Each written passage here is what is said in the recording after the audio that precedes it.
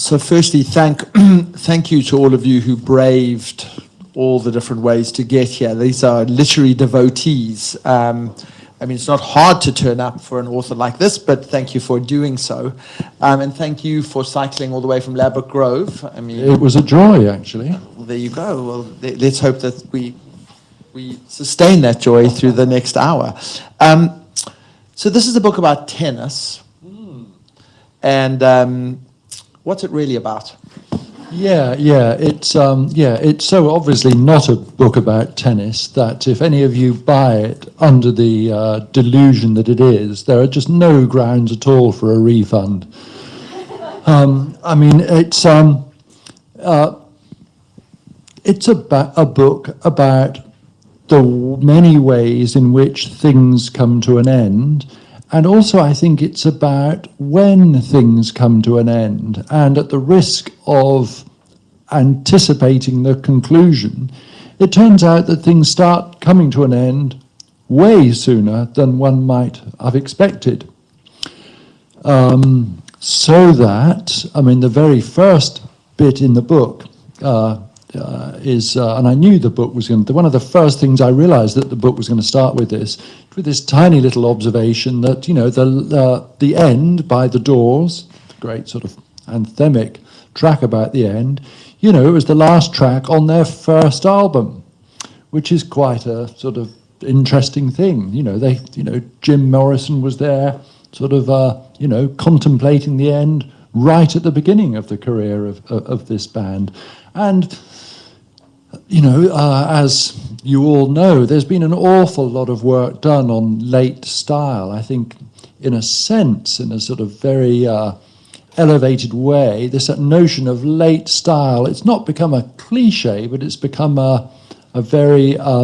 we've been talking about late style, and here are some late comers. Let's let them settle for a moment. That's all right, don't worry at all. It's amazing that you've made it here at all.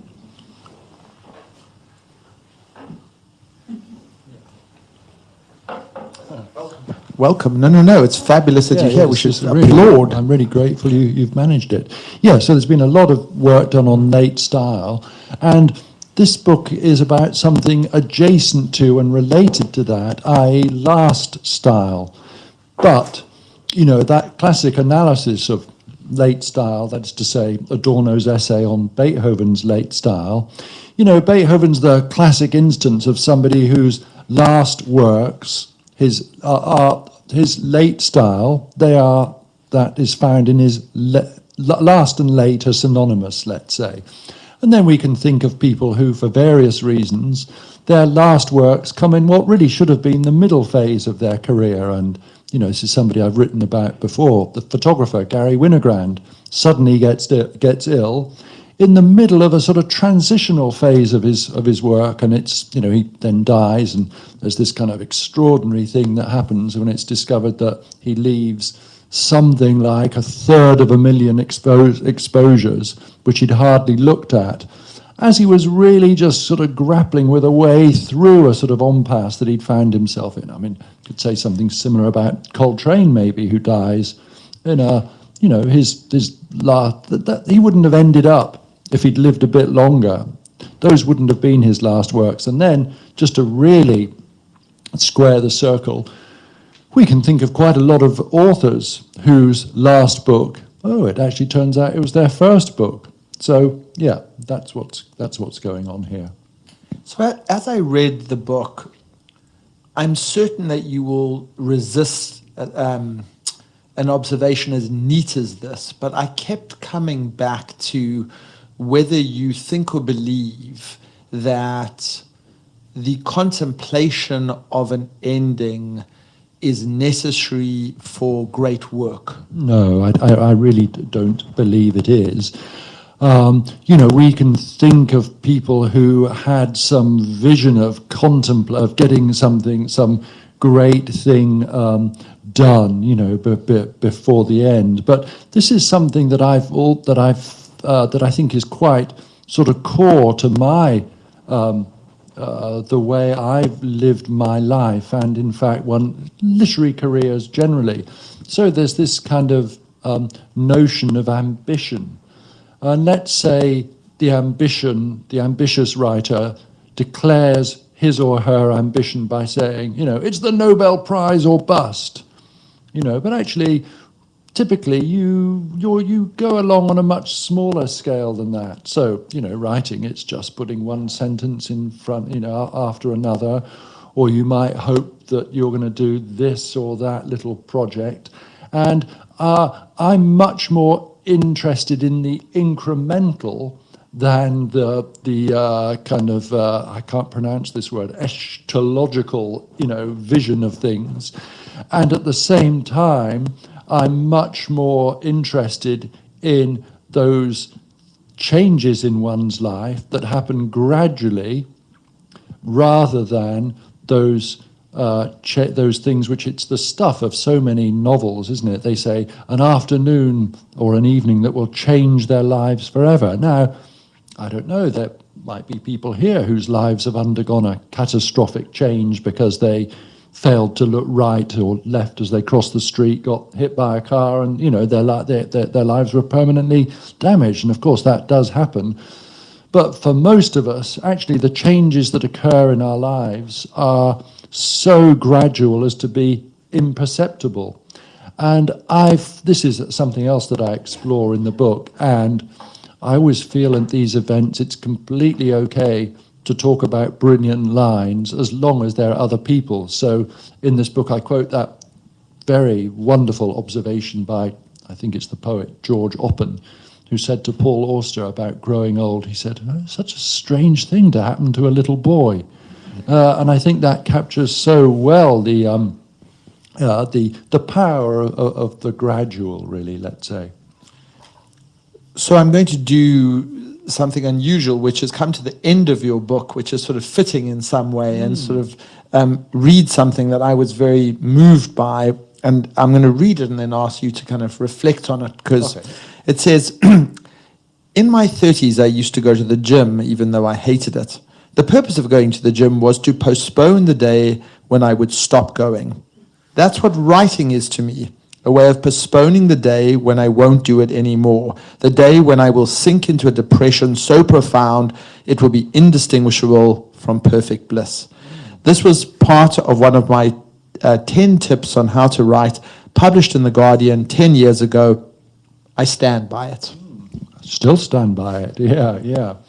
It's, I think it's something that's really... a similar thing is manifest in sort of many areas of activity, but there's another bit towards the end where I talk about the way that let's give a bit of context here. So as many of you will know, Nietzsche was this obsessive adder of postscripts and epilogues and codas to his work, and practically the last proper book he published was his what's it called, The Case of Wagner, when he settled his score with Wagner. But even that wasn't quite enough. After that, he decided he would go through all of his old books and put together an anthology of lines that sort of showed that even when he was in the grips of his most intense Wagner idolatry, there was something there showing that he wasn't. Even as an obsessive, even when he was most obsessively Wagnerizing. And you kind of think that if he'd had a bit more time before he went nuts, he'd have shown that actually he'd turned against Wagner before he'd even heard a note of his music. Anyway, so I sort of talk about the way that one day that I think my great theme is quitting and giving up. And I sort of say that if I have the time, one day I'm going to go back through all of my books and do what Nietzsche did and show that even right there at the beginning with The Colour of Memory, my first novel that came out in, an unbelievably long, half a life ago now, 30 odd years ago, that there's, that this has been a long-running preoccupation of mine. I think giving up, quitting, things coming to an end. And I stand by that too.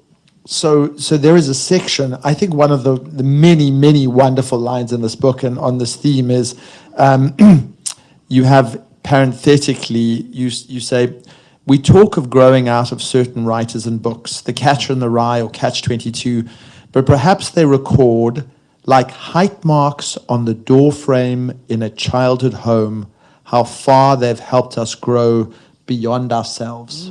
So I think is an absolutely wonderful sentence or two. And then you go on to say, listing in quite exhaustive detail all the books you've started, you've attempted to read, you've put a receipt from a restaurant somewhere in them, you've abandoned them, you've come to them in a half-hearted way. Tell us about this preoccupation of just not finishing books that you've intended to reread. Yeah, well, I mean, not finishing books that I'd intended to read for the first time. So, yeah, I mean, we've all, I think we've all had this versions of this experience. So I'm conscious that when I started to become a serious reader in my, let's say sort of mid-teens, late teens, and then because I had such faith in the idea that books would lead me towards some sort of enlightenment, that I would continue reading them even if I was deriving no pleasure from them. So I finished The Idiot by Dostoevsky, even though I only enjoyed, the only bit I enjoyed was that lecture in it about the painting of the dead Christ. I really did, I just didn't like it at all, but I kept going to the end. But that sort of put me off reading the Brothers Karamazov, which is an even more, anyway. But I was thinking at some point, you know, when I'm more mature and I can settle down, when I'm not preoccupied by this thing, when I'm not so filled with this desperate urge to be in a pub every night, you know, then I'll read these books. And then the surprising thing, and I wouldn't be at all surprised if it's something that that many of you share, I find that actually my resilience or my self-discipline, my ability to persist with things that I'm not enjoying has actually diminished considerably since those days. So, you know, I'm aware that there are these books that weirdly I could have struggled through just on blind faith alone when I was young, that I no longer have the capacity to do so. And, you know, so, you know, my father-in-law, you know, and actually a colleague at USC, he's from the South in America, he just loves Faulkner so much. And every time I talk to him, I just think, well, I'd say to him, I said, God, that Brian, it's just amazing the way he talks. I'm going to go home to write. I'm going to go home and read The Sound and the Frigging Fury. I'm just going to do it. And, you know, to me, that book is just unreadable. I just cannot do it. The Sound and the Fury is a particularly difficult book, actually, but there are many like that. And a more reasonable example, a more troubling one in a way, of course, one would be foolish to go. I would be foolish to go to my grave not having read Proust, since, you know, he has quite a reputation. But I'm now thinking, you know, I've had so many failed attempts at getting to grips with Proust. I wonder if I am going to manage it. And these are books that I'm not hostile to. I'm not making any critical judgments. How could I, since I've not read them? But yeah, my ability to ever read them is in doubt. And I should also say that you this strange thing that you might think that so I was very happy, and I loved reading Henry James in my 20s, but I was very happy. I thought it was appropriate to put off reading late Henry James till a bit later in my own life. But I mean, goodness me, I think I'm far less able to read late Henry James than I was early on in my life. I think it must be absolutely awful to have a great writer not hate your book, but sort of be kind of resigned and indifferent towards your work, such that they can't even complete it. Well, yeah, I mean, and the thing is also with someone like it, I'm not alone in feeling that something strange happened to Henry James in that last phase, and that sort of the joke I make in the book is that every time I try to read The Ambassadors, I feel that my reading glasses, the prescription is changing mid-sentence. And I feel that's a not uncommon reaction. Actually, so that's so there's lots of very lots of things in this book which express the vagaries of my own nature and which are highly reliant on the contingencies of my own experience. But I think actually they're quite often by articulating these very, very faithfully, I think it's highly likely I'm articulating a more widely shared experience. So let's return for a moment, if we may, to tennis. You say in the book that you're a devotee, you play as often as you can, you catalogue the number of hours you play and then say they mathematically or statistically bear no real relation to the pleasure you derive from the pursuit. And then you describe in exquisite detail, I think it's 2 points between Federer and Nadal. I mean, it's like color by numbers. It's an extraordinarily detailed account, dot by dot of this interchange. What was it about those 2 points out of all of them that attracted your attention? Oh, I think it's this. It's the points I'm describing are those. I've now forgotten the exact score, but the last time Roger was in a Wimbledon final, and he had 2 match points against Djokovic, and of course these are massive moments, and he played them rather badly, and Djokovic drew level, and the consequences of those 2 points could have gone so differently. Whereupon Roger would have gone up to 21 Grand Slams, all this kind of stuff. But that was important to me to link it back to one of the key figures in the book, Nietzsche, actually, because in order for those 2 moments to have changed, then everything else in his life would have had to have changed, and it just felt that very rarely can such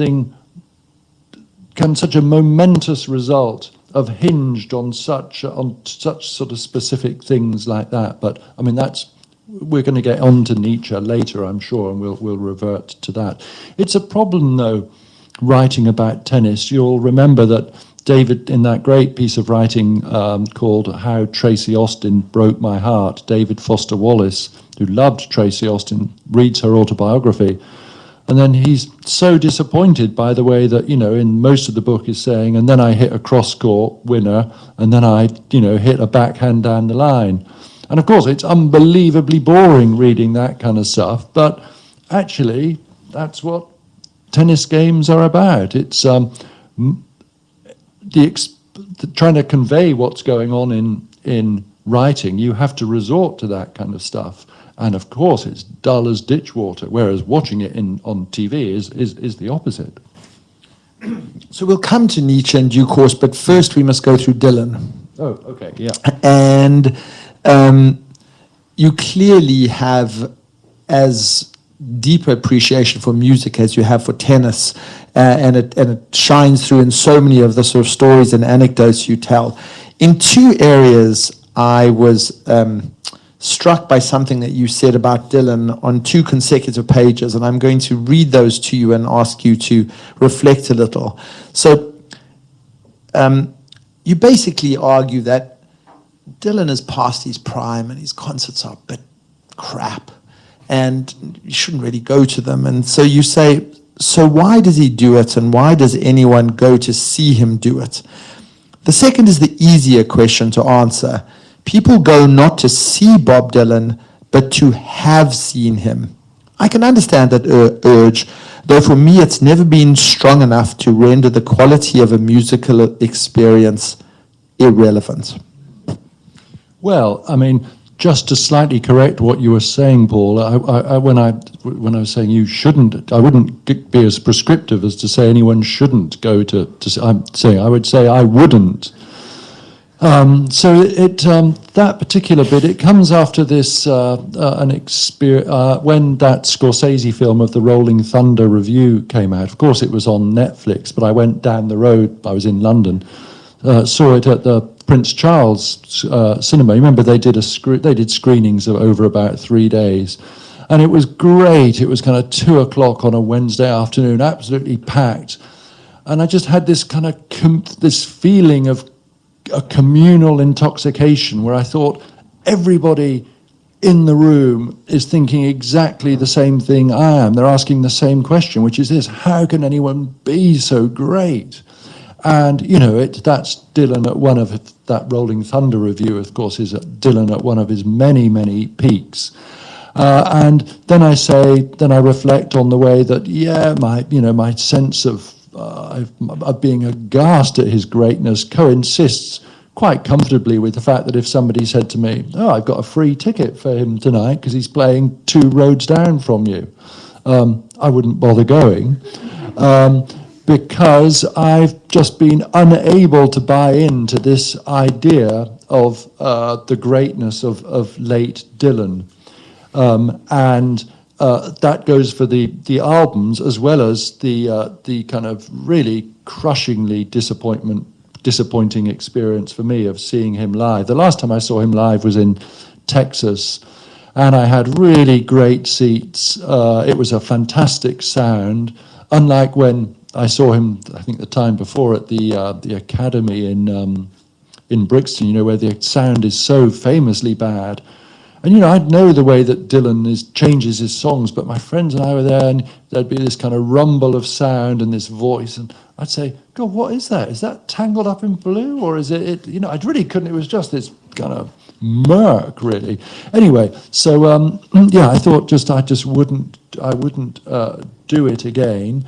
But my sense of Dylan's greatness is undiminished, and it's also constantly renewing. So, I mean, this is again a point I sort of make in the book. So you'll all be familiar with the way that on Idiot Wind, one of the earlier versions, you know, in what Ginsberg called the great national rhyme, you know, it was idiot wind blowing every time you move your jaw from the Grand Coulee Dam, from the Grand Coulee Dam to the Mardi Gras. So that's not much of a rhyme, really, is it? And then on version about 7 or something, as he's doing the album, it becomes what Ginsberg calls the great national rhyme: idiot wind blowing like a circle around my skull from the Grand Coulee Dam to the Capitol. Wow, that is so great.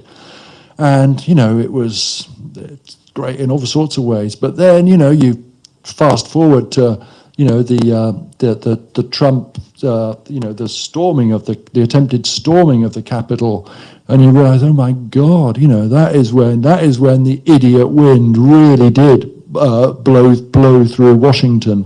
And there's this kind of sense in which there is no danger of ever growing out of Dylan, because it's constantly not updating itself, but it's the songs are constantly re-engaging themselves, both with your own developing life and also the changing sort of history of the times. So I find that just extraordinary. But yeah, I mean, if he was playing tomorrow, I wouldn't go. What I love about this... Could I just add one thing to that, please. Paul, though? And then, so I was really, I just don't get late Dylan.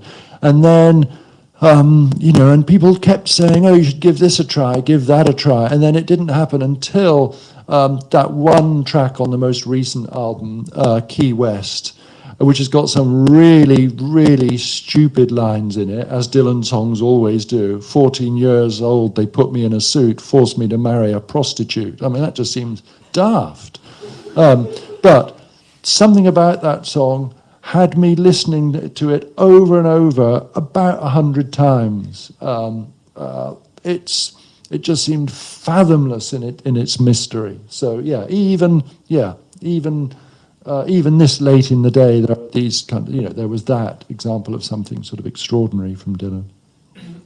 It seems you actually asked 2 questions about Dylan, both of which contain great mysteries. One is, why do we go listen to late Dylan? And then the second is, why does Dylan do late Dylan? And you have this wonderful sort of sentence which says, it's possible he enjoys it, but if the stage is, as he claimed in 1997, the only place where I'm happy, then why doesn't he show it? At the end of the Austin show, when other artists might have taken a bow, Dylan treats the audience to an extended glare. not of aggression or hostility, just of indifference or obliviousness even. Actually, what I'm going to Why does he do it? Well, I mean, so I say, I'm a writer, as you know, and all writers will do anything to get out of the house, and that's a long-standing kind of thing. And, and then I was thinking, if that's true, is Dylan's home life so terrible that he'll do anything to get out of that house? He's got many houses. And then, there's a little footnote here, and I say this: the mere notion of Dylan's home life exercises an inordinate fascination, partly because we have so few glimpses to go alongside the one of him alone at home in LA watching the 7 o'clock news on Desire. With nothing much happening except an earthquake in Black Diamond Bay, he turns off the TV and, in his own words, goes to grab another beer. Then I asked this question: might a future archaeological technology be able to unearth from this sliver of textual evidence the brand of beer he was drinking, what else was in his fridge, whether he was wearing slippers? So, yes, even though I don't want to go to see Dylan, as I think that footnote reveals, yes, my obsessive interest in him is undiminished. Okay, from Dylan to Nietzsche. So how often do you say that in a sentence? Strangely frequently, actually. Fairly with you in my often. circles. Exactly. Yeah. Eternal Recurrence. Discuss. Okay, yeah. So I don't want to, the definition of a bore is somebody who tells you about things you already know plenty about. So, do you want me to say something about what the eternal recurrence is?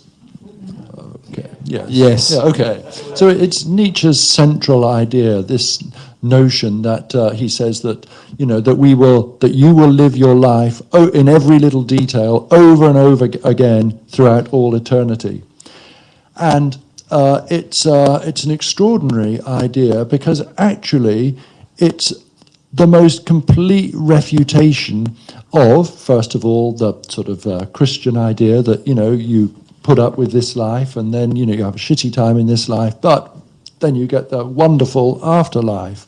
And it also does away with some idea of reincarnation, that, okay, you're a donkey in this life, but, maybe next time around you'll be something better, like, anyway, that kind of stuff. But the eternal recurrence really, paradoxically, the idea that you live this life over and over and over and over again throughout all eternity is the absolute affirmation of the importance of this life, because there's not going to be any variation in it.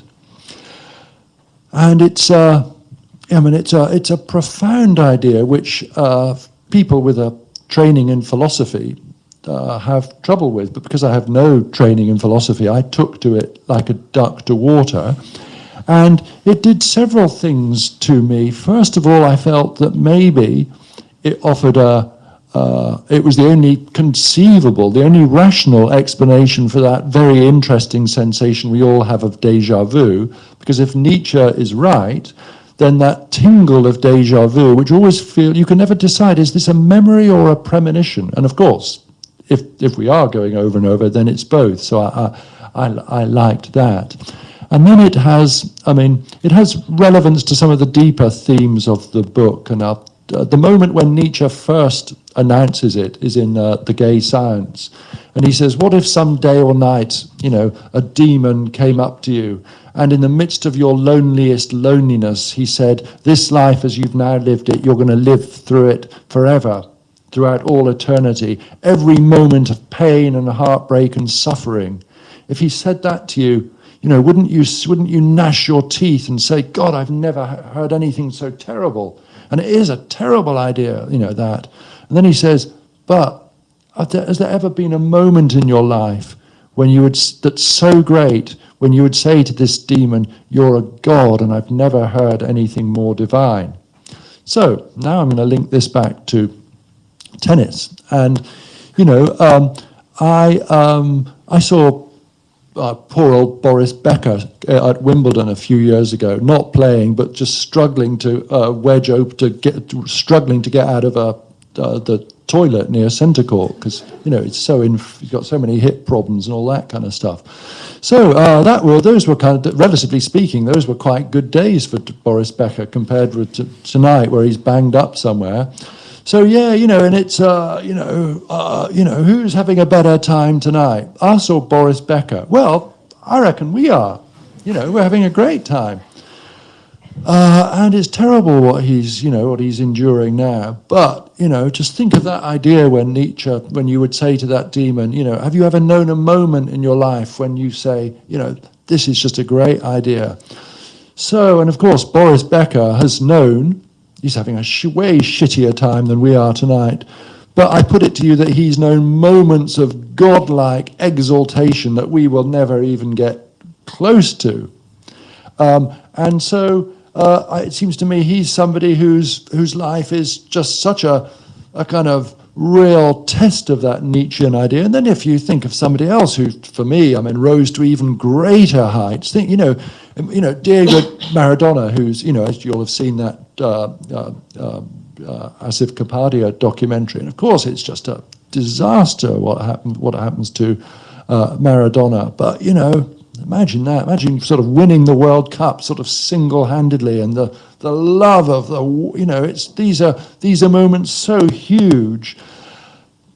Anyway, so I just sort of, this relates to this is what I was saying about Roger and those points. Yeah, okay, he might have wanted to change those moments when he lost those 2 points about Djokovic, but there are plenty of, in order to get those, you have to change everything else. And he's not going to trade in the moment, of his great triumphs.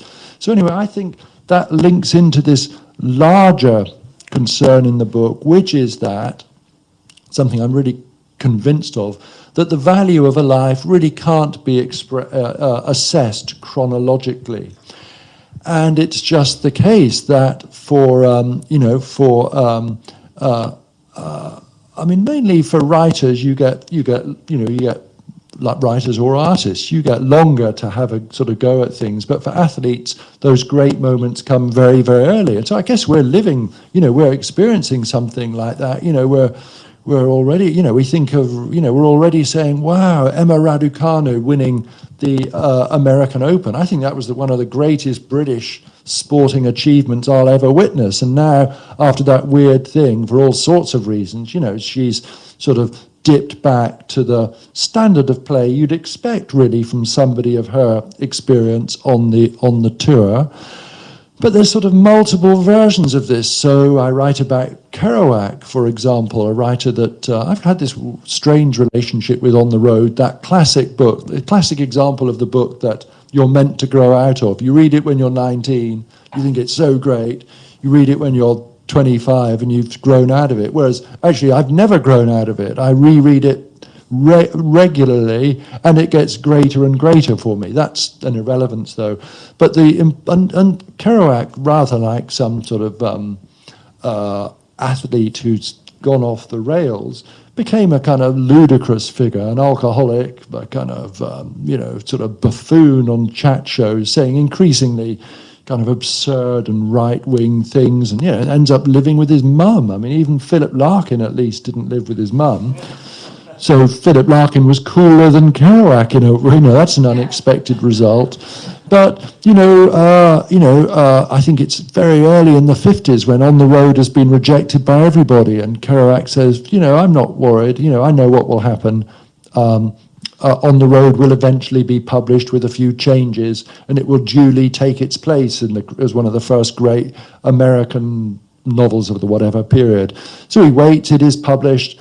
A review appears in the New York Times, and overnight he's famous. And it seems to me from that moment on, Kerouac is indemnified against ever making a mistake in his life, however absurd and sort of, whatever a wreck he becomes. So that's something that's a notion that's quite close to my heart.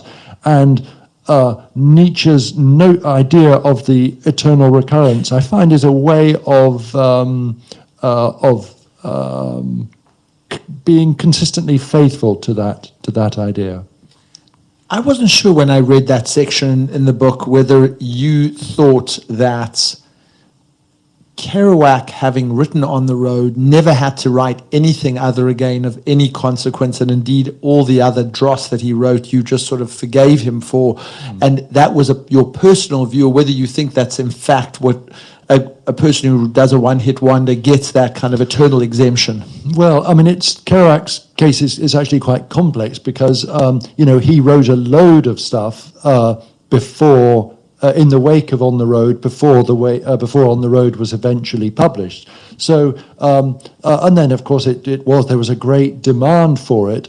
But I think what had happened, and Kerouac, kept wrestling with this, is that he'd become a prisoner of this idea of spontaneous prose, and was unable to break, and kept saying, maybe I should go back to the sort of more formal style of writing. But of course, by then he was sort of trapped in it.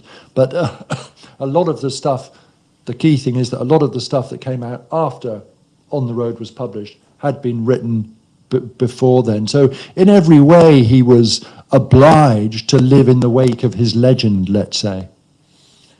So before I can answer the next question, I'm going to have to ask the audience by way of a show of hands to say how many of you, and before I ask this question, Freddie, I'm going to ask you to pick a number before the hands go up. So how many of you have been to Burning Man? Got a number? Please raise your hands if you've been to Burning Man. Excellent. Okay, so there's not a single person in the audience who's been to Burning Man, and therefore, in order for you to answer this question, you have to, in the way that is unique to you, describe Burning Man. Oh, okay. But could you tell me what the question is going to be, and then I will tailor my description of Burning Man accordingly?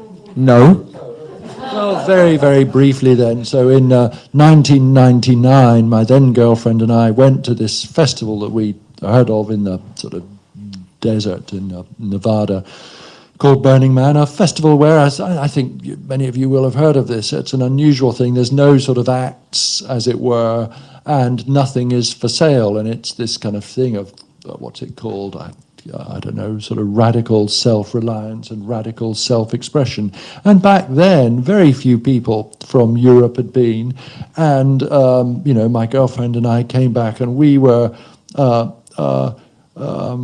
we had converted to it pretty thoroughly. We were so evangelical, and I became a total Burning Man bore for the next many years, several years, and it completely finished me as a writer because it was, impossible to write about. It was so wonderful, and I'd always written about what I most loved. There was nothing I loved as much as that, so it really undid me for quite a long while. Anyway, and it's this. Yeah, I should also say that the place where Burning Man takes place, the Black Rock Desert in America, I'd always loved those American deserts, and I'd actually been to the desert where it's held before, and I'd had a wonderful time there, myself and one other person, in that kind of colossal white emptiness. So Burning Man is such a unique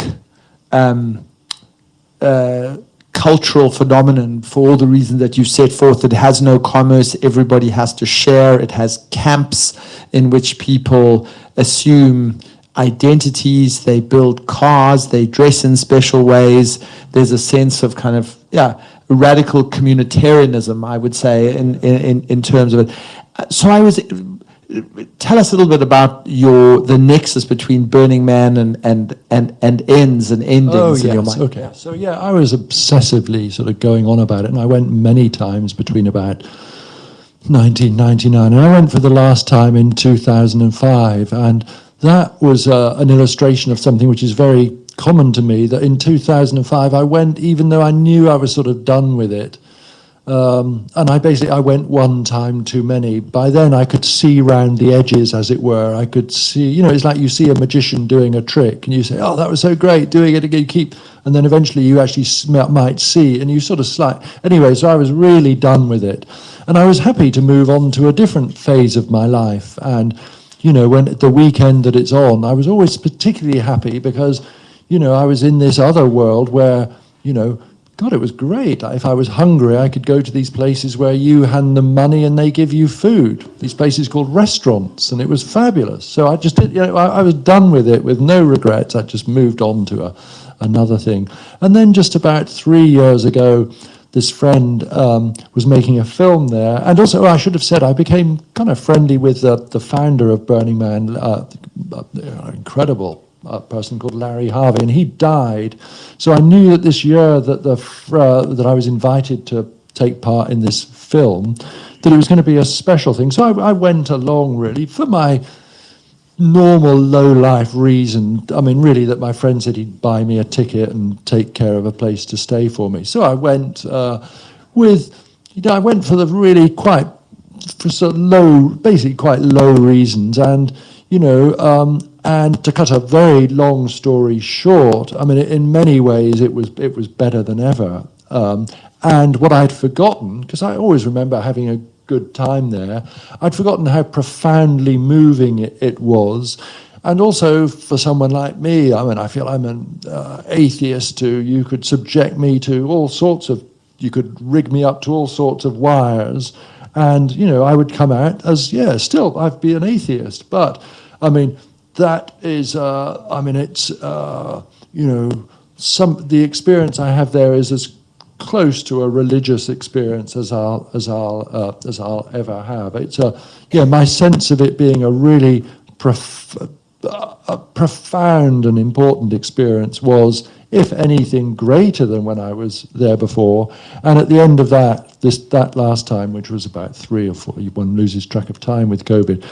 But I said, great though it was, there was no way I was ever going back again. I said, unless my friend actually sort of endowed a camp with all the sort of luxuries that would make, I couldn't, the physical hardship of it was really quite too much for me as well. So in the book, you speak with some degree of skepticism about this thing that happens in poetry readings where people say, I've just got 2 more poems to read. That passage, right? That's because, actually, I think this is one of the bits where we were saying beforehand, I thought I wouldn't start the evening with a reading, but I said there will be certain bits where I can, anyway, let me just read this bit, because I rather like this, and I feel this is something that will be also a possible, an X-ray of what the audience is experiencing tonight. It goes on for quite a time, though, so I hope you haven't got any dinner plans. At any poetry reading, however enjoyable, the words we most look forward to hearing are always the same. I'll read 2 more poems. The words we truly long for are, I'll read 1 more poem, but 2 seems to be the conventionally agreed minimum. It's lovely hearing this.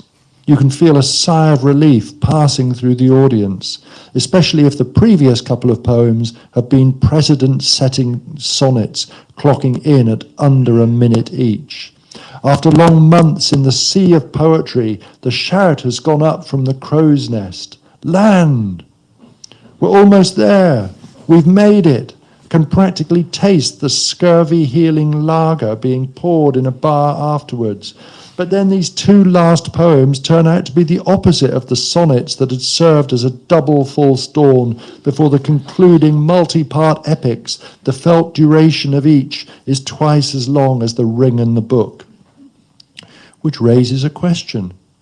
Why did we come if, while being here, we would end up being so preoccupied by no longer being here? Could it be that our deepest desire is for everything to be over with? We want encores, value for money, bang for our buck. But however vigorously we've been clapping and clamouring for more, there is invariably a sense of relief when it becomes clear that the band, despite our collective imploring, are not coming back. That the house lights have flicked on, bringing the last residue of applause to an immediate, slightly polite halt, and that we can apply ourselves single-mindedly to getting a good place in the stampede for the exits. Beneath it all, writes Philip Larkin, desire of oblivion runs. Yeah, so that's what's... I hope I've lanced the boil with that passage. Well, it seems only fitting in that context that I ask you for 1 more passage. No, I think that would be tormenting our audience. Terrific. Well, thank you very, very much for that. And I think that that's a really fitting, I mean, that is sticking to your own self-criticism to do one passage. So I thought this is a moment where we can turn it over to you and ask you for any questions you may have. Thank you for your speedy response, sir. There's normally an awful 5-minute pause there. I may have misunderstood, but I want to know why you think that if the points had turned out a different way, everything would have had to have been different in their lives.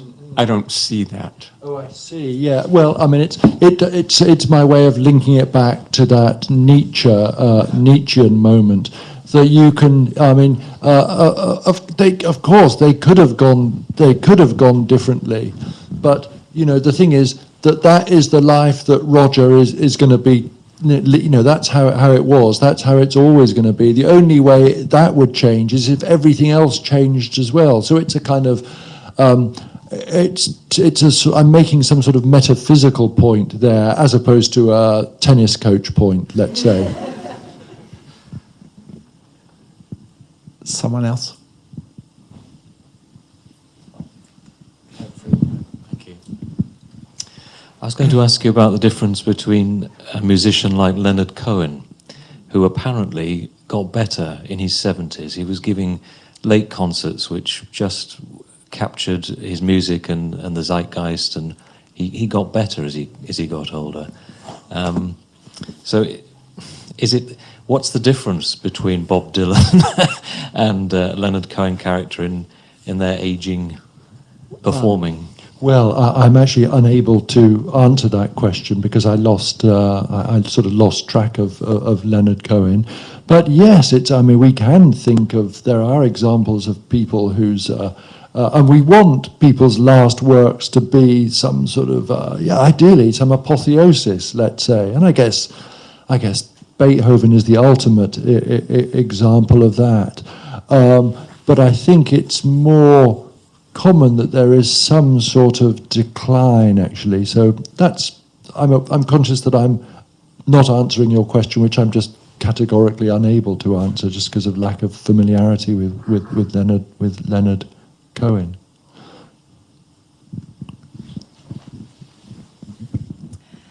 You've written very extensively on film and filmmakers, and I wondered if there are any examples of filmmakers that you feel the late work is particularly significant or not. What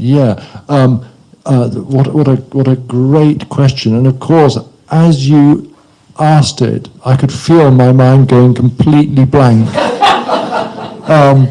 I guess, unfortunately, I can only think of a negative example, really, in that when I was writing my book about Tarkovsky and my love of the film Stalker, I watched again the two films that came after Stalker, that is to say, Nostalgia and Sacrifice. And they just seemed to me so awful in that they were self-revering, self-derivative, and all this kind of stuff. I wonder if I can. I'm unable, in an off-the-cuff way, to think of somebody whose last work was really some sort of triumphant flourishing. Can you think of somebody? No. Oh well, that's very low behaviour on your part too. As the quizmaster, you should have an eye. So anyone else? Can anyone think of? What, Eyes Wide Shut?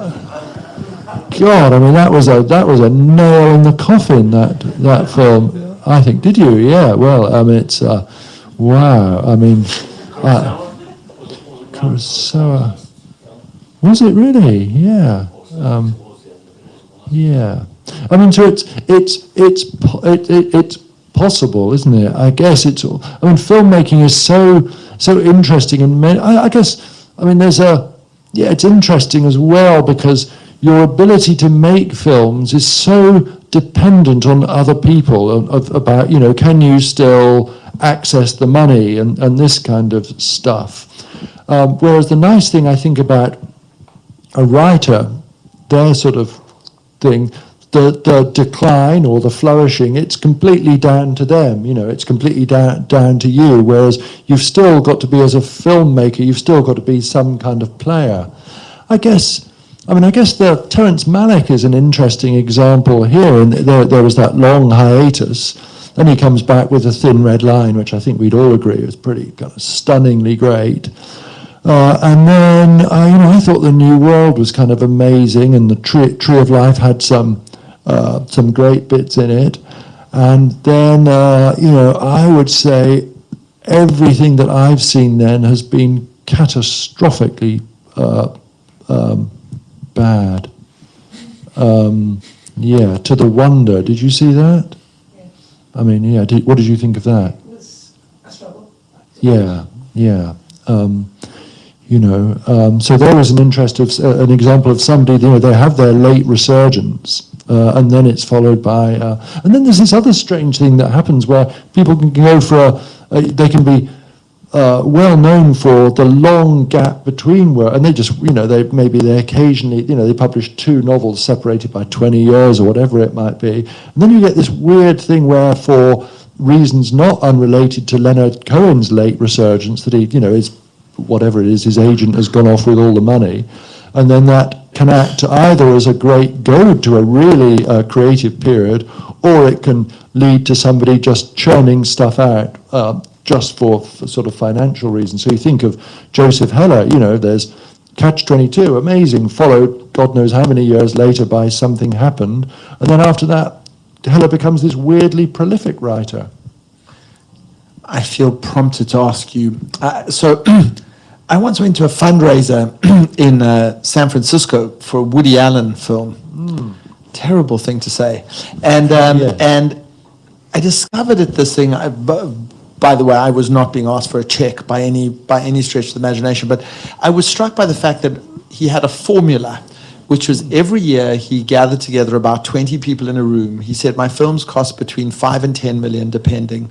Everybody in this room is going to write a check between 500,000 and £1 million, and then you're going to be listed as a producer on a Woody Allen film, and that will be something that you'll tell your children and grandchildren. And then I'm just going to produce, like clockwork, a film every year. Which seemed both weirdly mechanical and businesslike and sort of cynical at the same time. Yeah, but then film is it's a business like that, isn't it? And one of the reasons, so I live in Los Angeles now, which is really it's a very relaxing place for me to live, because it's confirmed my sense that I don't want to have I've got no interest in getting involved in any aspect of film production, precisely because of this thing that you're always reliant on other people to give you permission to or to give you the ability to do what you want to do. Whereas the lovely thing about the writing life is you don't need anyone's permission, and you don't need to be playing the role of some kind of fundraiser like that. You're not financed. No, it seems to me that was quite an efficient way of fundraising, really, that you've described. The results were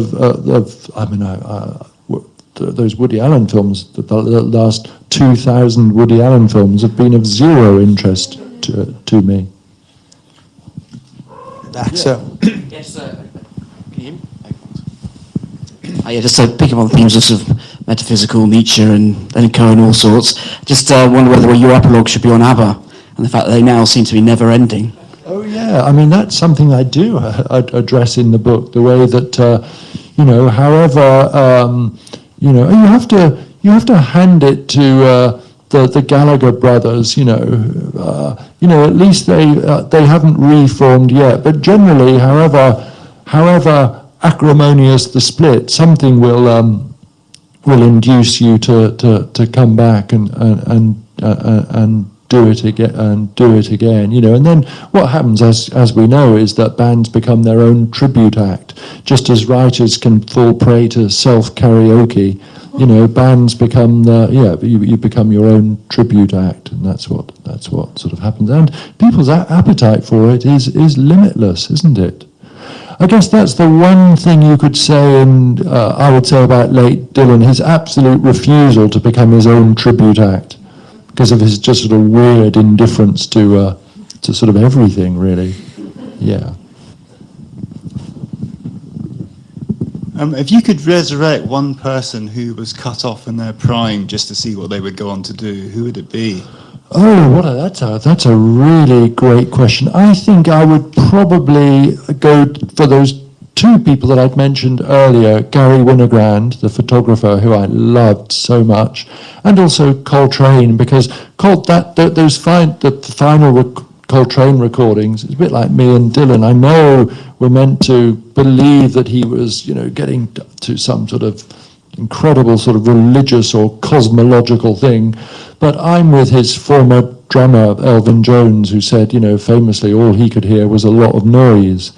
And it's, you know, and I know there are people who say there's a sort of Pentecostal quality to it at all, but it just, however hard I try to get into those last Coltrane recordings, I just can't endure them. And I feel, you know, Coltrane died so young that I feel that he would have moved into some phase beyond that. What about you? Did you have somebody in mind? I would just be really fascinated to see what Ian Curtis from Joy Division could have gone on to do. Yes, yeah.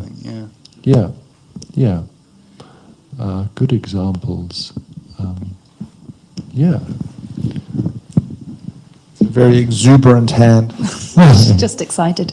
I was also going to ask something about ABBA, which I think says something more about me. But I'm interested, you said that, you know, we, in the end, maybe we do crave oblivion. We do just want the poetry readings to end. But there's also something in our culture where we just don't let people die. We don't let things end. We'll pay £80 to go and see a hologram rather than just being desperate to see them before they pop their clogs. But do you think that that's a bad side of our culture, that we still write books about the same people and rehash the same things, or is that just part of being human?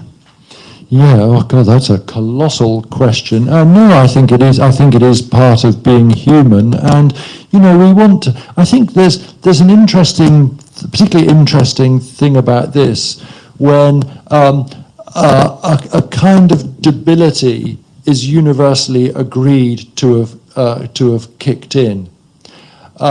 And then we wonder, then you kind of think, and then you occasionally hear these examples where people say, yeah, of course, particularly with singers, I think. I guess Maria Callas would be the great example of this, where, okay, she couldn't, you know, technically couldn't hit the notes anymore. I never saw Callas, or, you know, of course.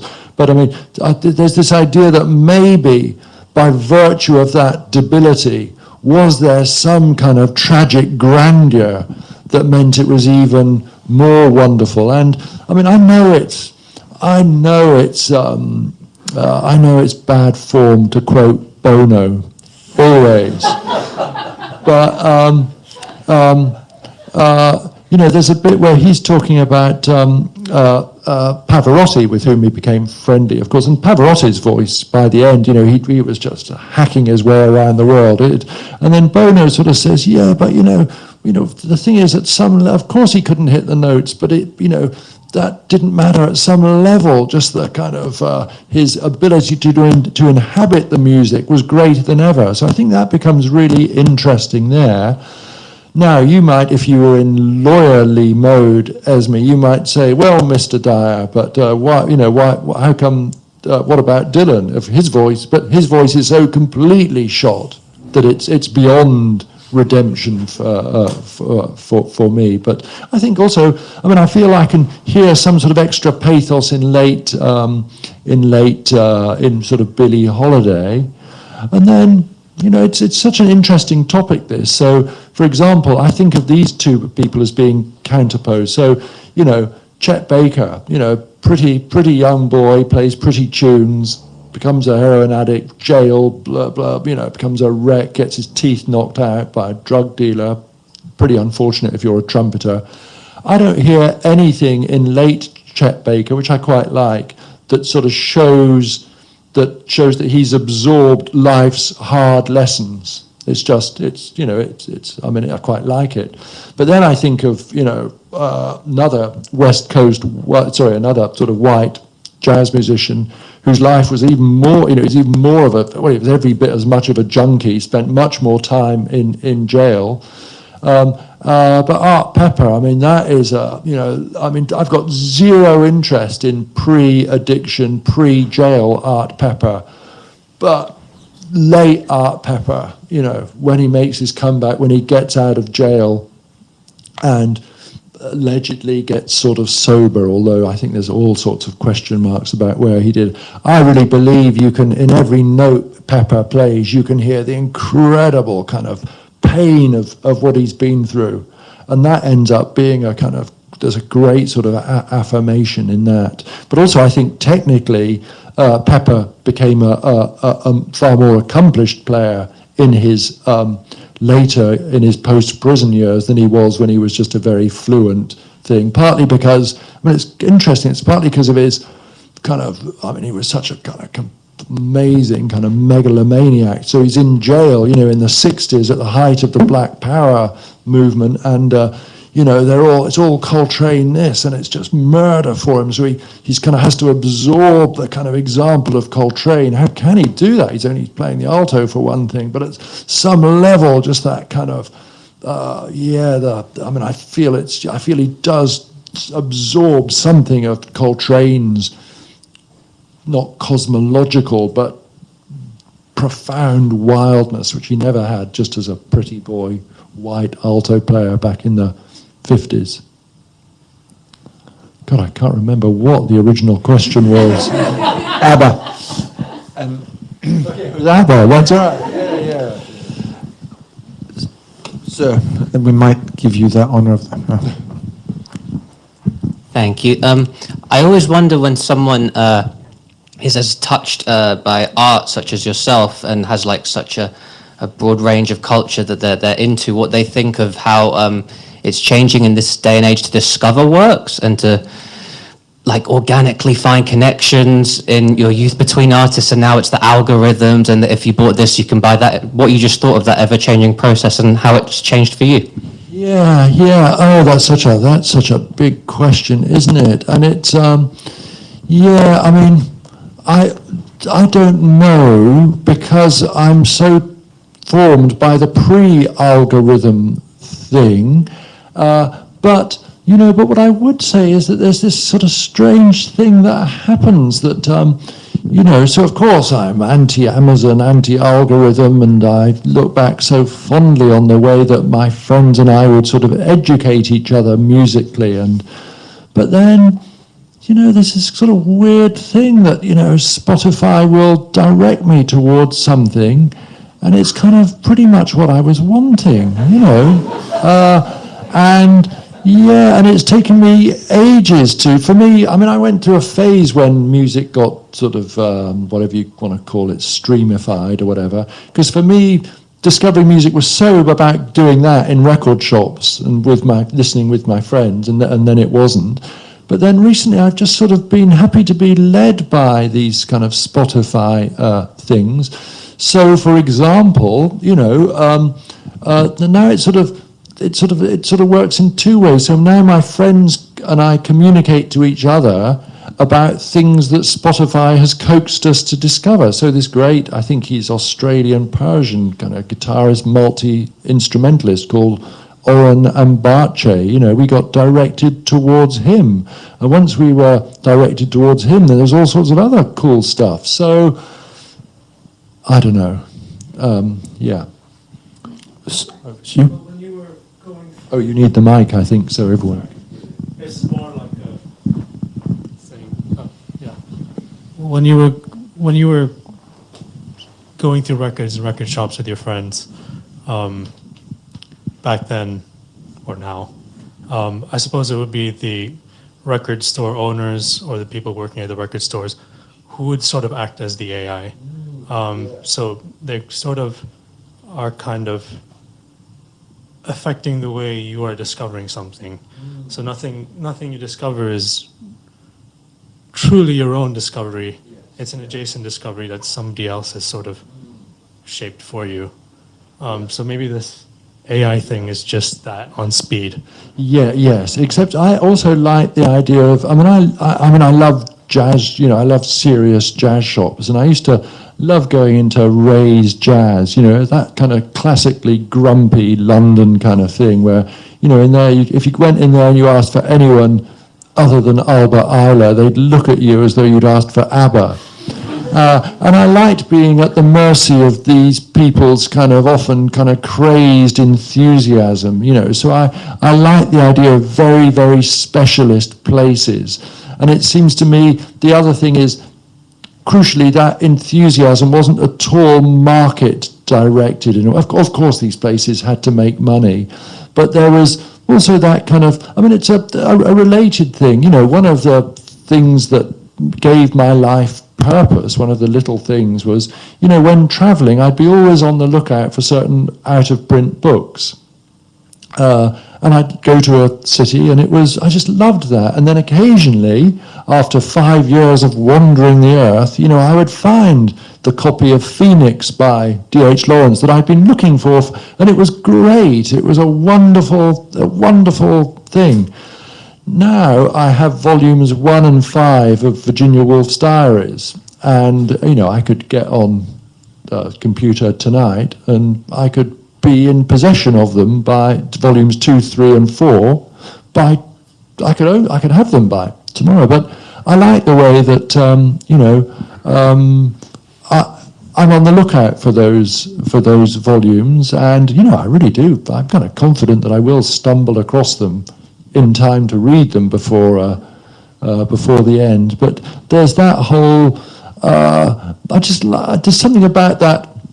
I mean, I suppose what I'm doing now is making a version of that great joke in Money by Martin Amis, when John Self says, "God, with all this pornography around and all these hookers, why am I still sort of so addicted to these hand jobs?" And he says, "I think I need that human touch."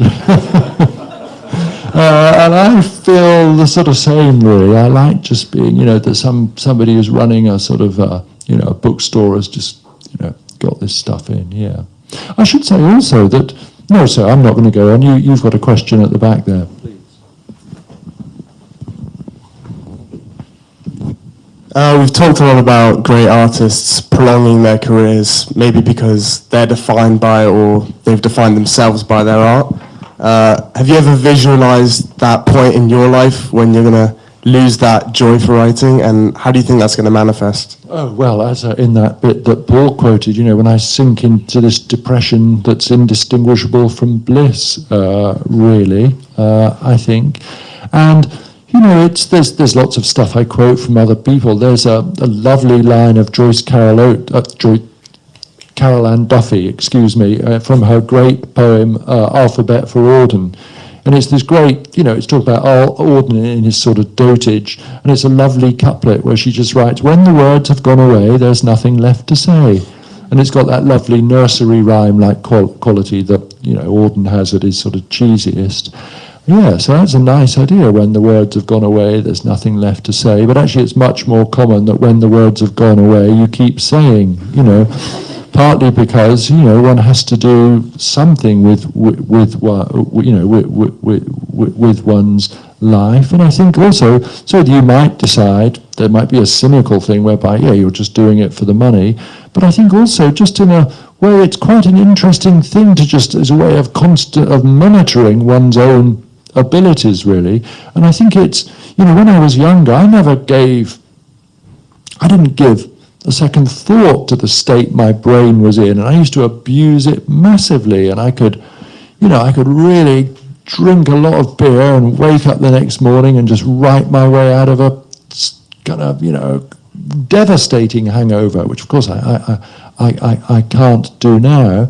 But I think eventually we can think of all sorts of tragic examples of writers whose brains did pack in. So Iris Murdoch is the sort of paradigmatic one. But also, sometimes you can read the works of somebody as they're getting older, and you can see that it's quite interesting that, of course, the sentence is such a kind of revelation of somebody's consciousness, and you can just sense that people are no longer they can't quite keep control of a sentence, let alone that larger thing of, the whole architecture of the book. And what I would just finally say is there was a phase in the writing of this book when I felt I think all writers enjoy this thing where you're both, you have the whole book in your head and you can really zoom in on any particular sentence of it. And that's, during the time of writing this book, I remember thinking, you know what, I've still got it. I'm just still functioning, but I was also conscious that, I quote this letter in the book where Hemingway, he was about in his 50s, I think he's writing whichever book it was, and he writes to his editor saying, I'm writing again like a 25-year-old, and actually when the book was published, the consensus was, God, he's writing like a kind of senile old fool. So, I'm going to change the subject, if I may. As someone who grew up making airfix models of Spitfires and Hurricanes, I'm sure you know it's the anniversary of D-Day today, 6th of June. And I wondered what your views were on how the contemporary world and the media in particular would deal with something as manifestly dangerous as the Normandy landings. Wow, that's, God, you've really got to be on your toes at these events. Well, it's so kind of, it's just, so could you rephrase the question in a way? How would they deal with reporting people storming the beaches? It's quite dangerous, and people were averse to danger now, aren't they? Well, sort of, although part of if you think of just the history of, say, combat photography, because I'm thinking of those famous Robert Capa images of D-Day, so during the Vietnam War, it was great for photographers and reporters because they could just roam all over the place in this sort of buccaneering way. And then, the American, they realized, God, we're not going to do that again. And so by the time of, say, the invasion of Iraq, the only way you could cover it was to be embedded. So, anyway, and there was that. And then part of the attraction, I think, of the wars in Syria was that you could be completely unembedded, you could just go all over the place. It was extremely dangerous. But that was the massive attraction for people. The freedom and the danger went hand in hand. So I don't think people are fearful of the danger. And of course, Tim Hetherington famously paid the sort of, the ultimate price for that, being in this place that was so sort of wild and chaotic. There wasn't even a front kind of thing. So that's one answer to that. And then the other thing I would just say is on the sort of enduring part of the Second World War in our consciousness. So I think it was on Thursday, I was so fucking pissed off by the BBC's fawning coverage of the Jubilee. I just couldn't take it for a moment more. And the way that they would say things like, they'd sort of, I remember what Amartya Sen's father said about him, about his relationship to Hinduism. He said something like, I see you have embraced the secular end of wing of Hinduism, so all embracing. So the BBC got this kind of thing that even if you were a Republican, you would still enjoy today. Anyway, it's just driving me nuts. So I got my speakers that I had in my flat, put them out into, I normally only do this as a tribute to when great musicians die. So I put my speakers in the window, turned them up to full volume and played the Marseillaise as a little protest, which I was really happy to do, and it was great. It was great because I realized, here I was actually 64 yesterday, and I sort of felt, I'm glad I still had that adolescent Johnny Rotten side to me. Anyway, that was at about whatever time it was, let's say noon or something. So I was really happy to piss off any sort of royalist neighbours. But then, of course, about 1 o'clock later on, you get the fly past of Halifax Spitfires, Hurricane, you know. So there I am up on the roof looking up at these things, and there's a tear trickling down my face. You know, so you know, if we're not going to celebrate something like, you know, the Normandy invasion or the VE Day or something like that, then there is something very, very wrong with us. And actually, I'll just say this quickly. When my wife and I came back, which I think it was, we just ended up getting to, coming back, we'd flown from Los Angeles, we get to, this is right in the depth of the sort of pandemic, we get back to Paddington, right as the minute silence commemorating the VE Day took place on May the 7th. God, it was a powerful, powerful moment, and let it always remain so, I think. What a weird answer that was. It was a kind of weird question, in truth. And to think that before the session started, John Gordon said we may have to really extract questions from this audience. So I might use this moment to ask you a final question, if I may. And that is, the book, talks about the last days of Roger Federer and other endings.